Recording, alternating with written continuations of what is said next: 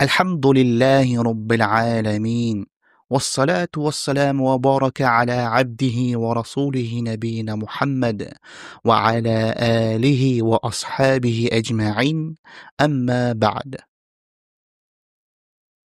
Allah subhanahu wa ta'ala Nur surəsinin 33-cü ayətində şunday deyir: وَلْيَسْتَعْفِفِ الَّذِينَ لَا يَجِدُونَ نِكَاحًا حَتَّى يُغْنِيَهُمُ اللَّهُ مِنْ فَضْلِهِ deyir. Ошол нике калбай жүргөндөр өз абирлерини, ар-намыстарыны сакташсын, Аллах субхана тааля аларды өз фазилети менен байытмайынча дейт. Башкача айтканда, эгер адам нике кылганга мүмкүнчүлүгү жок болсо, ал өзүнү ыплас жолдордон таза кармасын дегени. Качанкыга чейин Аллах субхана тааля ага мүмкүнчүлүк берип, өз фазилети менен байытып, халал эшиктерин ачмайынча, ага никесини жеңилдетмейинче. Эгер Аллах субхана тааля бул аятта ошол нике кылбаган адамга эле ушинчеп өзүнү жаман ыплас жолдордон алар таза кармашсын десе, анда никелүү болуп, үйлөнүп, же күйөөгө тийген адам жөнүндө эмне дейбиз? Ал өз абийир ар-намысыны эки эсе таза кармаш керек. Эгерде ал антпесе, анын жазасы дагы эки эсе болот. Ошондуктан өзүнү ыпластан таза кармоо Аллах субхана тааlanын астында чоң орунду ээлейт. Жана анын сыйлыгы дагы чоң болот. Анын сыйлыгы кандай десе, анын сыйлыгына пайгамбарыбыз саллаллаху алейхи вассалам: "Мен ага кепилдик берем жаннатты" дейт. Пайгамбарыбыз саллаллаху алейхи вассалам Бухарида Сахл ибн Саат алып келген хадисте ушундай дейт: "Мен яضمن لما بين لحييه وما بين رجليه أضمن له الجنة" дейт. Ким мага эки жаагынын жана эки бутунун ортосундагы нерсеге кепилдик берсе, мен ага жаннатты кепилдик кылам дейт. Эки жаагынын ортосундагы бул тил болот, жана эки бутунун ортосундагы нерсе ал адамдын жыныстык мүчөсү болот. Кимде ким ошол эки нерсени таза кармоого кепилдик берсе, пайгамбарыбыз саллаллаху алейхи вассалам жаннатты ага кепилдик кылам дейт.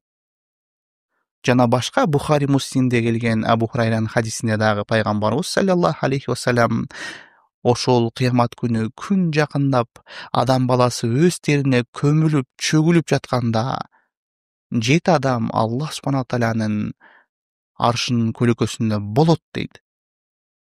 Ошол 7 адамдын бири бул пайгамбарыбыз саллаллаху алейхи вассалам айткандай, сулуу, келбеттүү аял өзүнүн төшөгүнө чакырганда, мен Аллахтан коркомун деп андан буйрулуп качып кеткен адамды айтат. Дагы бир өзүнү таза, пакиза кармап жүргөндүн пайдасы, бул дүйнөдөгү сана, капа, кайгы, бале жетсе, Аллах субхана тааля аны куткарып турат. Мисалы, ошол Ибн Умар алып келген пайгамбарыбыз саллаллаху алейхи вассаламдын хадисинде бизге чейин жашаган коомчулуктун 3 кишиси сапар чегип баратып, үңкүрдө бир аз эс алып, кайра сапарын улантайын дегенде, ошол үңкүрдүн оозуну чоң таш басып алат. Ошондо ошол 3 адамдын баарысы өздөрүнүн солих иштерини Аллах субхана тааlanын астына коюп, дуа кыла баштайт. Ар бириси ошол кылган солих амалын эскирип, Аллахтан дуа кылып турганда, ал таш акырындык менен жылып баштайт. Ошонун бири: "О Роббум, менин бир атылаш тууганымдын кызы бар болчу. Мен аны абдан жакшы көрчүмүн. Анан мен аны менен абдан катуу жакындашты каалоочумун. Бирок мага ал жакындашканга уруксат берчү эмес. Анан бир күнү кыйынчылык, ачарчылык жеткенде, ал мага келип акча сурады эле. Мен ага жакындашка уруксат берүү шарты менен 120 динар бердим. Ал болсо акчаны алып, жана мен ага жакындайын деп жатканымда, ал мага карап туруп, мен сага уруксат бермеймин бул мөөрдү уруксатсыз бузганга" деди. Ал мага абдан жакса дагы ал сөз мени жөн калтырбады. Мен андан баягы берген акчаларымды калтырып кетип калдым. "О Аллах, эгерде ушул ишти сенин улуу жүзүң үчүн кылсам, бизди ушул баледен куткара көр" деп дуа кылганда, ошол үңкүрдөгү таш да жылып кетет. Ошол зынакорчулуктан өзүнү таза кармагандыгы үчүн Аллах субхана тааля анын солих амалын эсептеп, ошол үңкүрдөгү ташты дагы жылдырып койду. Ошол харам нерседен өзүнү алыс кармагандыгы үчүн дагы Аллах субхана тааля ошол баленаларын башынан алып койду. Жана адам баласы өзүнү харам нерседен таза кармаса, имам Шафий айткандай, анын үй бүлөсүн да Аллах субхана тааля таза пакизалардан кылат. Имам Шафий айфу таифу нисаэкум дейт. Өзүңөр абириңердин намысыңарды сактагыла, ыпластан таза кармагыла, ошондо аялдарыңар таза болот дейт. Албетте эгер өзүң таза болбосоң бул иштен аялың кантип таза болмок? Сен кандай болсоң сени көрүп үй бүлөң дагы сенден үлгү албайбы? Сен жашыруун, жаман ыплас жолдордо жүрсөң, ким кейпилдик берет аялың дагы ошондой жашыруун, ыплас жаман жолдо жүрбөйт деп. Ошондуктан кимде-ким өзүнүн аялына, эже карындаш, сиңдилерине бул жолду каалабаса, анда өзүн дагы таза кармаш керек.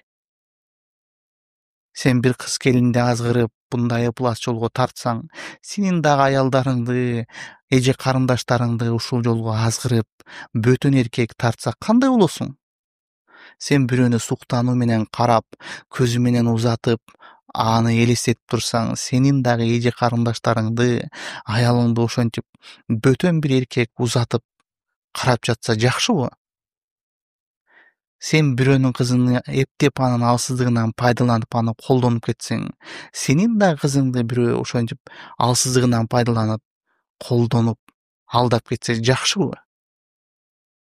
Ошондуктан адам өзүнө каалабаган нерсени бирөөлөрдүн дагы аял кишилерине каалабаш керек. Ал эми Аллах субхана тааля ушундай жаман, ыплас, зына жолуну Исра сүрөсүнүн 32-аятында ушундай дейт: ولا تقربوا الزنا إنه كان فاحشة وساء سبيلا дейт. Силер зынага жакын жолобуңуздар. Чындыгында ал эң ыплас жаман жол дейт. Бул аятта Аллах субхана тааля силер зына кылбагыла деген жок. Ал эми бул жакта Аллах субхана тааля ошол зынага жолобуңуздар дейт. Ошол зынага кайсыл бир жол болбосун, ошол жолдорго жолобош керек. Себеби кайсыл бир жол болбосун, ага адам жакындаса, албетте түшүп калат. Адам баласы дароо эле зына кыла койбойт. Ага борчу жолдорго кадамга кадам шилтеп атып, анан зыналык кылат. Пайгамбарыбыз саллаллаху алейхи вассалам муттафакун алейх болгон хадисте Абу Хурайрадан айткандай, көздүн зынасы кароо, ал эми кулактын зынасы угуу, ал эми тилдин зынасы сүйлөшүү болсо, колдун зынасы кармоо, ал эми буттун зынасы басып баруу дегендей, ал биринчи көздүн зынасын кылат. Көздүн зынасы ошол өзүнө халал эмес болгон бөтөн аялды карап, суктанып турганы. Андан кийин жагымдуу үндөрүн угушуп, кулактын зынасын кылышат. Анан экөө бири-бирине эң мыкты сыпаты менен сүйлөшүп, тилдин зынасын кылышат. Анан буту менен ага барып, буттун зынасын кылган соң, колу менен анын колуну кармап, колдун зынасын кылат. Анан өзү акырындык менен байкабастан зынанын торуна түшүп калат. Ошондуктан адам баласынын мен билбей зына кылып калыпмын дегени калп, жалган. Билбей зына эч ким кылбайт. Муну жада калса, капырлар дагы жек көрүп, жаман көрүп билет. Ошол капырлардын эгерде аялы же күйөөсү ойноштук кылып койсо, аларды барып жек көрүп, урушуп, кээ бирөөсү өлтүргөнгө чейин барышат. Ал эми бизге чейинки заманда кыздын ар-намысын сакташ үчүн бүтүндөй бир уурулар бири-бири менен урушушуп, кырылышып кетишкен.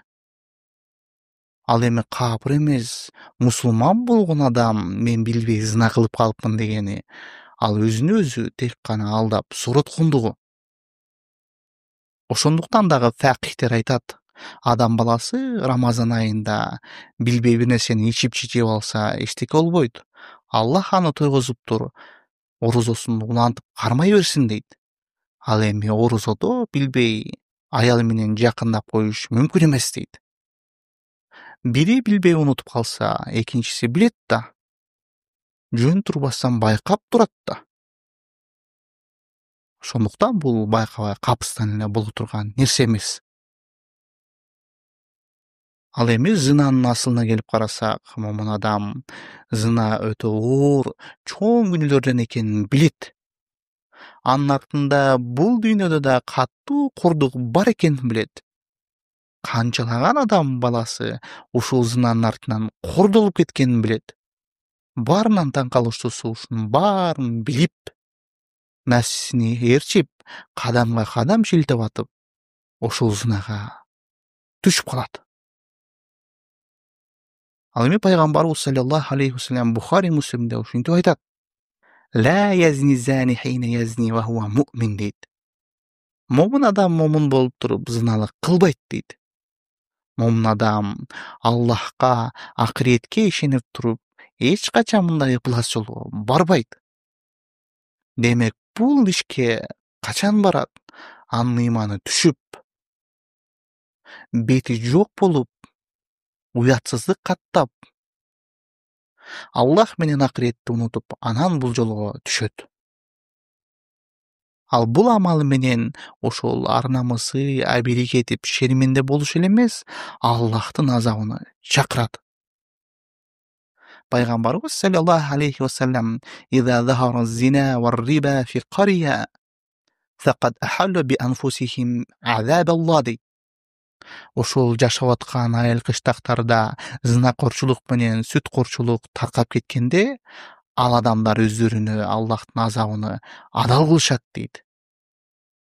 Ошондуктан туугандар, зынанын маселеси өтө оор келет. Аллах ал зынакорлорду бул дүйнөдө дагы, акыретте дагы азаптайт. Бул дүйнөдө аларды ташпаран кылат. Кайда болбосун андан бале кетпейт. Ал эми акыретте алардын астынан жалындаган оттор менен аны эритип, суусасы андан чыккан ириңдер менен аларды суугарат. Ал эми ошол отту Муавия бин Хайд аль-Кушари деген Табаранидеги пайгамбарыбыз саллаллаху алейхи вассаламдын хадисинде үч көз көрбөйт дейт. Пайгамбарыбыз саллаллаху алейхи вассалам: "Саласатун ла тара айнахумун нар, айнун харасат фи сабилиллах, ва айнун бакат мин хашьятиллах, ва айнун каффат ан махаримиллах" дейт. Бул хадисте пайгамбарыбыз саллаллаху алейхи вассалам үч көз тозок отунун көрбөйт дейт. Анын биринчиси ошол Аллахтын жолунда мусулмандарды коргоп өткөн көз. Экинчиси Аллахтан коркуп ыйлаган көз дейт. Үчүнчүсү болсо ошол харамды көрбөш үчүн өзүн тоскон көз дейт. Ошондуктан мусулман баласы харам нерселер келгенде көзүн ала качып, абайлаш керек. Бул көз дагы Аллах берген нияма. Ал нияманы сен кандай колдонгондугу жөнүндө дагы сураласың. Дин душмандары атайын мусулмандарды бузуп, урпактарын курутуш үчүн дагы ошол көзүң аркылуу сени азгырып, ушундай ыплас жолдорго түшүрүп коет. Ал эми аялдарды эркектер менен аралаштырып, авраттарын ачып коет. Кайсыл бир зынакорчулукка жакындоо жагдай болбосун, ошолордун баарын колдонуп, эркектерди азгырышат. Ошондуктан баарыбыз бул күнөөгө, бул жолго жакындабашыбыз керек. Ал биз айткандай, чоң күнөөлөрдөн болуп, таабасыз кечирилбейт. Барып мусулмандардын насабини, ата тегини курутат. Сойкучулукту таркатып, ооруларды күчөтөт. Тилекке каршысы азыр бул ишке жаштар эле эмес, эң жаманы каарылар дагы түшүп калышты. Эми бул оорудан адам баласы кантип өзүнө оолак кармап, кантип сактаныш керек дегенде, ага бир нече жолдор бар.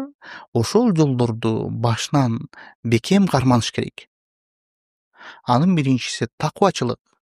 Пайгамбарыбыз саллаллаху алейхи вассалам: "Иттакуллаха хайсума кунт", кайсыл жерде болбогула Аллахтан коркула деп кеткен. Аллахтан коркуу чоң болобу, кичинекей болобу күнөөлөрдөн айрылтып уулак кырмайт. Ал эми экинчиси, башка дене мүчөлөрдү дагы ошол харам болгон нерселерден алыс кармаш керек. Ал жыныстык мүчөсү болобу, же көзүбү, же кулагыбы. Аллах субхана тааля Нур сүрөсүнүн 30-аятында ушундай дегендей: "Кул лил муъминина ягудду мин абсарихим ва яхфазу фуружахум, залика азка лахум. Инналлаха хабирун бима яснаун.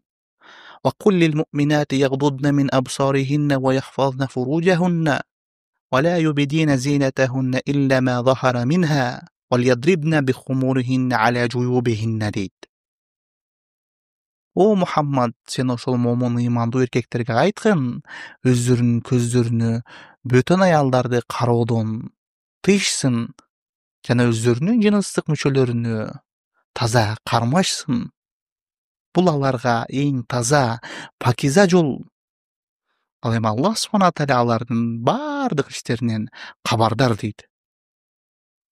Жана о Мухаммад, ошол момун аялдарга дагы айткын, өздөрүнүн көздөрүнө бөтөн эркектерди кароодон тыйышсын жана жыныстык мүчөлөрүнү сакташып, көрүнүп турган зыйнат кийиминен башка кооздугуну жаап жүрүшсүн жана жулуктар менен көкүрөктөрүнү жабышсын дейт. Ал эми биздин азыркы "мен момунмун" деген эркек аялдарыбызды карасак, көчөдөгү хараматтардан көздөрүн алып качабы? Тескерисинче бир аялды көрүп калса, өздөрү эле карабастан, тигини карасаң, муну карасаң, мындай кийинип алыптыр, тигиндей кийинип алыптыр" деп аларды сыпаттап, карабай турган жерлерине карап элестетип алып, кээ бирөөсү үйүнө келип, аялына ошондой болгонду талап коет. Же тескерисинче аялдар ошондой эркектерди көрүп келип, күйөөсүнө талап коет. Неге сен тигиндей эмессиң жана мындай эмессиң деп. Анан барып эркеги дагы, аялы дагы өздөрү күткөн турмуштан ыраазы болбой, бат эле ажырашып кетишет. Аллах субхана тааля ошондуктан ошол момундарга күйүп, башынан эле ушундай жаман ыплас жолдордон тыйып, көздөрүңөрдү андай хараматтардан абайлагыла, бөтөн эркек менен бөтөн аялдарды карабагыла деп койду. Ибн Кайым рахматуллахи алейхи дагы айтат: эгерде адам баласы көзүнө арам кылган аялдан бекем ыхластуулук менен сактаса, Аллах анын жүрөгүнө ыйманды салып коет дейт. Ошондуктан кимде ким жүрөгүндө бекем ыйманы болуп, ал жүрөккө оору түшүп калбасын десе, биринчи көзүнө сакташ керек. Жана бул жагдайда дагы аялдардын ортосунда бир көйгөйлүү маселе билинбестен көйүп келатканын айта кетели. Аялдар дагы бири-бирин көргөндө алардын кооздуктарын сүрөттөп, үйүндөгү эркектерине айтып бербеш керек. Тигинин аялы же кызы, же көчөдөгү бир таанышы чачы момундай, тигиндей мындайларды кийинет, мынтип жасанып боенот деп сүрөттөп бербеш керек. Себеби ал аялдар бөтөн эркектерге башка аялдарды сүрөттөп берсе, ал эркектер билинбестен ошол аялды каалап коюшу мүмкүн. Ошондуктан аялдар дагы абайлаш керек. Мындай аялдар бар жерде өзүнүн зыйнат, кооздуктарын көрсөткөндөн. Үчүнчү маселе болсо, аялдар авраттары менен сакташ менен өздөрүнүн үндөрүн дагы сакташ керек. Жүрөгү ыплас оору менен ооруп жүргөн адамдардын оорусун ойготпош үчүн. Ошол аялдын жумшак сүйлөгөн үнүнүн себебинен дагы көпчүлүк эркектер бул нерсеге түшүп калышы мүмкүн. Ошондуктан Аллах субхана тааля Ал-Азаб сүрөсүнүн 32-аятында ушундай дегендей: "Фала тахтa'na bil qawli fayatma'a allazi fi qalbihi marad" дейт. Ийкемдүүлүк, жумшактык менен сөздө сүйлөбөгүлө. Жүрөгүндө оорусу бар адам силерди каттуу каалап койбош үчүн дейт. Ошол жүрөгүндөгү шахват оорусу менен ооруп жүргөн адам аялдын жумшак үнүн угуп, ал аялды каалап койбош үчүн аялдар жумшак, сүйкүмдүү үндөр менен сүйлөбөш керек. Ал эми азыр карасак, аял киши иштешсин деп түркүн жеңил жолдорун таап берүү менен бирөөгө чалсаң дагы азыр аял киши ала турган болуп калды. Кээ бир банктарга же аппараттарга барсаң дагы ошол аял кишилер жооп берип калды. Жада калса бирөөгө чалсаң анын аппараты өчүк болсо дагы абоненттин аппараты өчүрүлгөн, кайрадан чалыңыз деген сөздү дагы аялдар айтып, адамдарды жөн калтырбады. Ал эми ал аялдын өзүнүн үнүнө эгерде күйөөсү же байкеси же атасы, тууган эркектери укса, өздөрү дагы тааныбай калышы мүмкүн.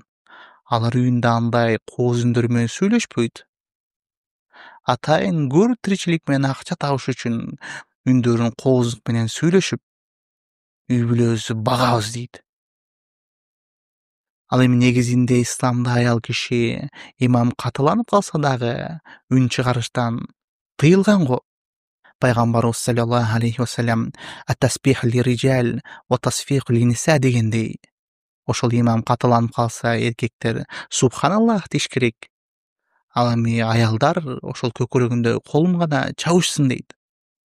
Жада калса ошол күнүгө окулган эң ыйык болгон фазилеттүү азан «Хайя аля сола» деген сөзгө дагы аялдар да койбой, эркектерди койду го. Ошол азанды аялдарга фарз кылбай, эркектерге фарз кылды го. Эмне үчүн? Коомчулук фитнага түшүп, бузуучулук таркалып кетпеш үчүн.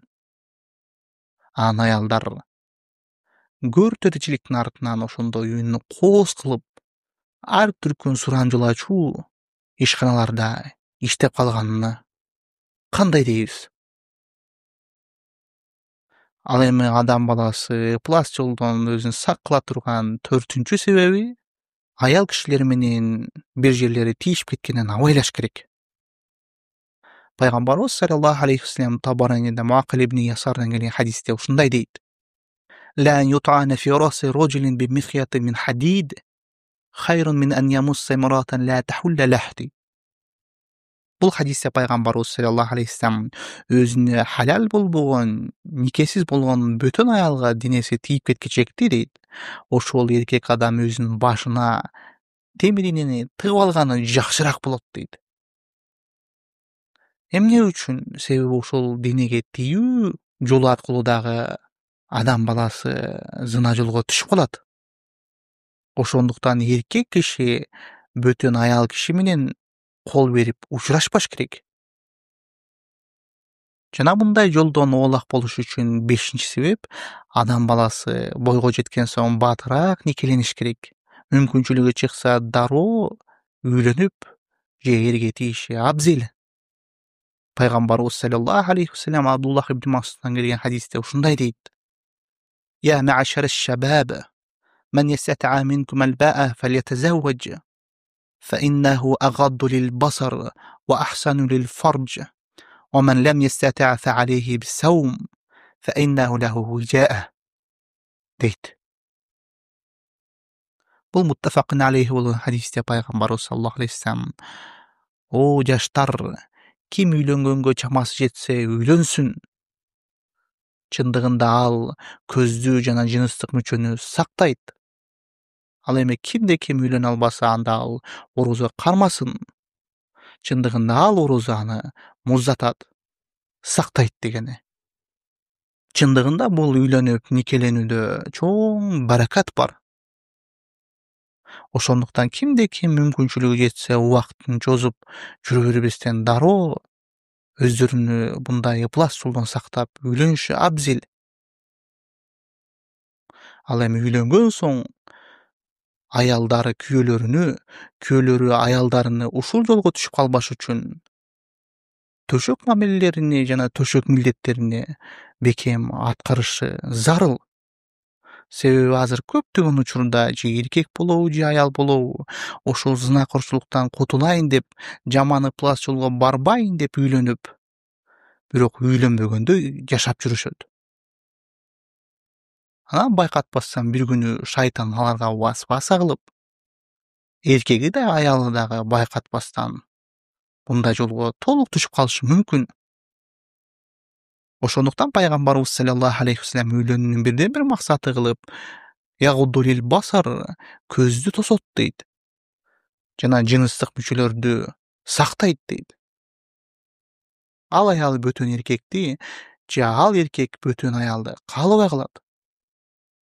Ал эми никелик милдет аткарылбаса, анда нике өз максатына жетпей калат. Эркектин болобу же аялдын болобу көзү хараматтардан тосулбай, жыныстык мүчөлөрү сакталбай калышы мүмкүн. Ошондуктан никедеги аялы дагы, эркеги дагы мындай ыплас жолго түшүп калбаш үчүн никелик милдеттерине бекем болуш керек. Эркек үйлөнсө үйлөнгөндөй, аял эрге тийсе эрге тийгендей таза, пакиза, сак жүрүш керек. Эркек аялга, аял эркекке муктаж болбой, ток жүрүш керек. Ошондо гана коомчулукта мындай ыплас, бузуку жол таркалбайт. Жана 6-чы, адам баласы өзүнү мындай ыплас жаман жолдон оолак кылыштын бирден бир себеби эркек адам бөтөн аял менен, аял киши бөтөн эркек менен жалгыз калбашы зарыл. Пайгамбарыбыз саллаллаху алейхи вассалам ла яхлуанна раджулун би имраа фа инна шайтана салисахума дегендей, кайсыл бир эркек бөтөн аял менен жалгыз калса, алардын үчүнчүсү шайтан болот дейт. Жана башка хадисинде да пайгамбарыбыз саллаллаху алейхи вассалам иякум вад-духули аля нисаа дейт. Аялларга киргенден абайлаңыздар дегенде, ансарлардын бири я Расулуллах аройтал хаму дейт. О Аллахтын элчиси, күйөөсүнүн эркек жакын туугандары болуп калсачы дейт. Ошондо пайгамбарыбыз саллаллаху алейхи вассалам аль-хамул маут дейт. Ал күйөөсүнүн жакын туугандары өлүм дейт. Көпчүлүгү бул хадисти карманбайт. Кайдыгер карайбыз бул хадиске? Жеңелери же келиндери кайнага же кайнелери менен аралашып жүрө беришет. Ал эми жезделери болгон алыс туугандарына айтпаса. 7-нчи, бул ыплас жолдон кутулуунун бирден бир себеби аял кишиси өзүнү жасанып, кооздуктарын көрсөтүп эшикке чыкпаш керек.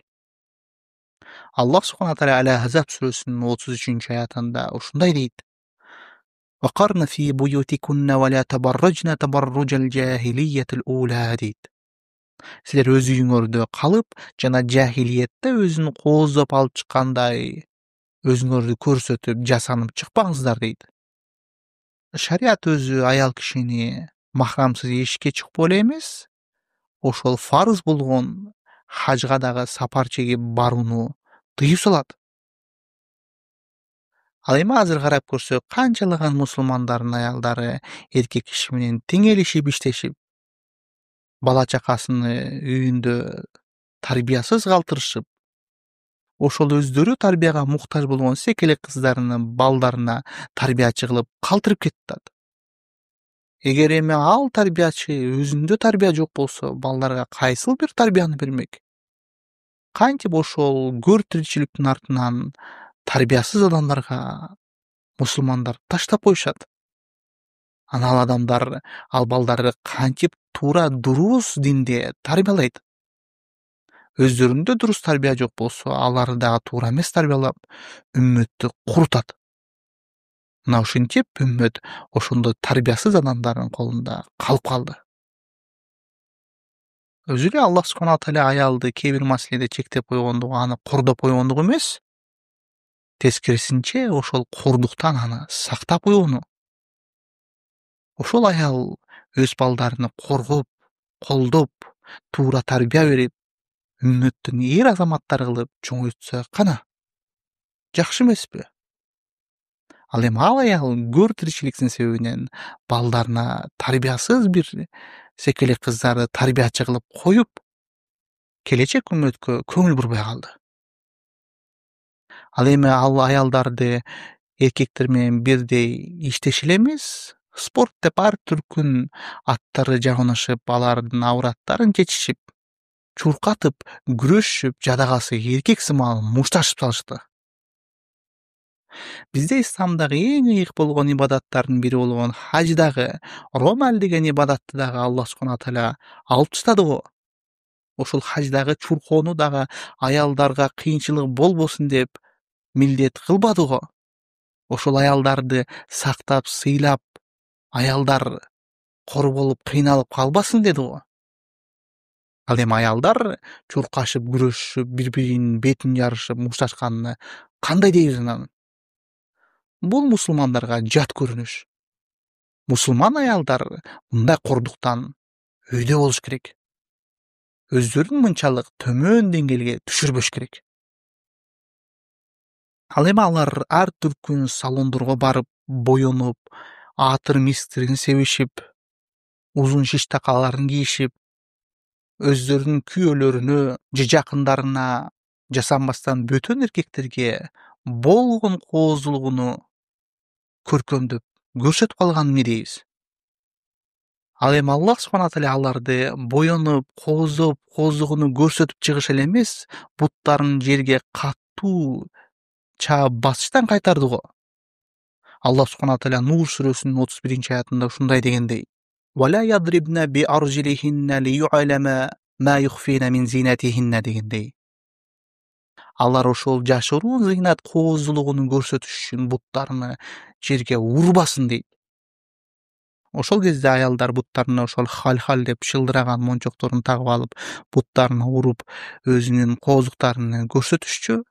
Аллах субхана тааля ошол бутуңарды өздөрүңөрдүн кооздуктарыңарды көрсөтүш үчүн урбагыла деп бул аятта айтса, ал эми биздикилер азыр шылдырак эле эмес, узун болгон шиш такалардын ар түрдүүлөрүн кийишип, алыстан келгенде мен келатам дегенде мына мени карагыла деп көңүлдөрүнө бурган кантебиз? Аны кээ бир эркектер алыстан өздөрүнүн көздөрү менен тосуп алышып, кайра узап кеткичекти көздөрү менен узатат. Ал эми мусулман үчүн ошол аял киши ушунчалык кымбат болот го. Анын ар намысын коргоп өтүп кетсе, ал шейит болот. Бирок тилекке каршы ошол эң жакын болгон агасы же эниси же атасы же аталаш ага туугандары, ошол аялга махрам болгон эркектер ал аялдарга жаман көрүнүп, туура эмес адам болуп калышты. Ал аялдын тууган махрамдары авратыңды жаап, өзүңдү сактап жүрсөң болот десе, аны бир чоң бир олжодон тыйып жаткандай жек көрүп, ал махрамдары менен айтышып, аларды тоготпой калышты. Ошентип дин душмандары эң жакын болгон, жанын бере турган махрамдарды аял кишиден алыстатып коюшту. Ал эми ал бөтөн эркектер эгерде ал аялдын ошол жакын махрамдары болгондо, ал аялды караш эле эмес, ал тарапка баса албай калмак. Ал аялдын ар намысы бийик болмок, укугу бекем сакталмак. Бирок ал бузуктукту каалаган карышкыларга ошондой жеңил ойлуу, махрамы алыс болгон аялдар керек. Ал аялдар аларга алданып туруш керек. Анан алар ал аялдар менен каалаганда ойношуп, каалаган укугун тебелеп жашашса. Ошондуктан мусулман аял мындай өзүнү бузуктукту каалаган карышкылардын торуна түшкөн жемдерден кылбаш керек. Ал эми бул ыпласчылыктан тосо турган 8-себептин бири, бөтөн бирөөнүн үйүнө кирип атканда адам уруксат сурап, салам берип кириш керек. Сен уруксат сурабай кирип калсаң, ал жактагы бөтөн бирөөнүн аялы даяр эмес болуп калышы мүмкүн. Ал үйдүн кожоюну жаман акыбалда калтырышы мүмкүн. Ошондуктан Аллах субхана тааля Нур сүрөсүнүн 27-аятында ушундай дейт: "Я айюхаллазина аману ла тадхулу буютан гайра буютикум хатта тастанису ва тусаллиму аля ахлиха" дейт. Эй иман келтиргендер, өзүңөрдүн үйүңөрдөн башка үйгө алардын кожокейине салам берип, уруксат бермейинче кирбеңиздер дейт. Заликум хайрун лакум лааллакум тазаккарун. Бул силерге жакшы иш, балким эсиңерге аларсыңар дейт. Бул аятта Аллах субхана тааля ошол бөтөн үйгө кирип атканыңарда уруксат сурап салам бермейинче кирбегиле дейт. Эгерде ал үй уруксат бербесе, адам баласы ал жакка кирбеш керек. Ошол сыяктуу бир үйдүн ичинде бир бөлмөдө турса дагы, ошол бөлмөгө кирип атканда уруксат сурап кириш керек. Ал эми 9-себеп болсо, жаш балдарды жашынан төшөктөрүн бөлүп, кичинекей бөтөн балдар менен бөтөн кыздарды чогуу ойнотпош керек. Пайгамбарыбыз саллаллаху алейхи вассаламдын Амр ибн Аластан келген хадисинде ушундай дегендей: "Муру ауладукум бис-сала ва хум абнау 7 синин, вадрибухум алейха ва хум абнау 10 синин, ва фарраку байнахум фил мададжиа" дейт. Өз балдарыңар 7ге чыкканда аларды намазга буйруңуздар. Эгерде алар 10го чыкса да окушпашса, анда аларды уруңуздар жана алардын төшөктөрүн бөлөк коюңуздар дейт. Мынакей шариаттын тарбиясы. Жашынан кичинекей балдарды болсо дагы төшөктөрүн бөлүп, эркек болобу, кыз болобу, ал жолго башынан, жашынан тарбиялайт. Намазга үйрөткөн соң төшөктү дагы бөлгүлө дейт. Себеби бир төшөктө жатып калса, бири-бирине кызыгуу пайда болуп кетиши мүмкүн. Ошондуктан башынан бул жолдон оолак кылып сактап коет. Ал эми акыркы зынакорчулуктан кутулуунун жолдорунун бири ошол зына оорусунан дуба кылуу. Себеби Аллах субхана тааlanын колунда баардык нерсе, ал каалаган нерсе болот, каалабаган нерсе болбойт. Эгерде ал сени сактап койбосо, бул жолго оңой эле түшүп каласың. Юсуф алейхиссаламдын дагы өз учурунда абдан катуу азгырышкан. Эгерде аны дагы Аллах субхана тааля сактап койбосо, ал бул жолго түшүп калат болчу. Аллах субхана тааля: "Казалика линасрифа анху су'a вал фахша, иннаху мин ибадина ал-мухлисин" дегендей. Ушундайча биз андан жаманчылыкты, ыпласчылыкты алып койдук. Себеби ал биздин ыхластуу пенделерибизден болчу дейт. Эгерде Аллах субхана тааля алып койбосо, ал дагы башка аятта айткандай түшүп калмак. Юсуф алейхиссалам айтат: "Ва илля тасрифа анни кайдахунна асаббу илейхинна ва акуну минал жахилин" дегендей. Эгерде сен алардын кастыгынан мени сактап койбосоң, мен аларга түшүп калам дейт. Бул жакта ошол пайгамбарлардын бири болгон Юсуф алейхиссалам бул нерсеге эгерде "О Аллах, сен мени сактабасаң, мен түшүп калам" дегенде, анда биз жөнөкөй пенделерден эмне дейбиз? Албетте Аллах бизди сактабаса, биз бат эле бул нерсеге түшүп, кайра чыга албай калышыбыз мүмкүн. Анан аяттын аягында айтканда "Акуну минал жахилин" деп, жахилдерден болуп калабыз. Юсуф алейхиссалам өзүнүн Роббусунан ушундай дуа кылганда, Аллах субхана тааля жооп кылып: "Фастижаба лаху раббуху фасарафа анху кайдахунна, иннаху хува самиул алим" дейт. Анын Роббусу ага жооп берип, ал аялдын кастыгын алып койду. Чындыгында Аллах субхана тааля угуучу жана билүүчү дейт. Албетте пендеси ыхластуулук менен Аллахка кайрылып дуа кылса, Аллах анын дубасын угуп, ага сөзсүз жооп берет.